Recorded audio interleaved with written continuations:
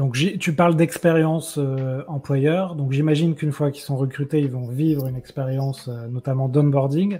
Mm. Est-ce que là aussi, tu peux nous présenter des apprentissages sur Ouais. l'onboarding chez vous? Ce que vous avez fait évoluer, ce que vous avez changé et qu'est-ce qui fonctionne aujourd'hui?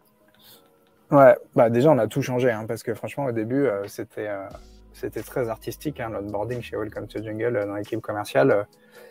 Je pense accueillir une nouvelle personne dans une équipe c'est une étape qui est élémentaire, qui est trop souvent négligée parce qu'on a tendance à croire que la responsabilité de cette phase elle revient en très grande majorité aux nouveaux collaborateurs, alors qu'en fait c'est faux. Cette phase elle nécessite déjà du temps. Il faut faire en sorte que déjà l'humain n'est pas plug and play. Ça, il faut oublier, ça ne marche pas. C'est pas un ordinateur, c'est pas un device.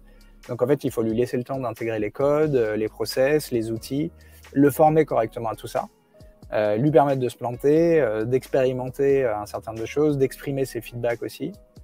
Je pense qu'il faut aussi faire preuve d'empathie sur cette phase-là. En fait, chaque nouveau membre de l'équipe, il passe systématiquement par 3 phases. La première, c'est la lune de miel. Il est content, il adore tout. La deuxième phase, c'est la panique. Il a l'impression qu'il va jamais y arriver.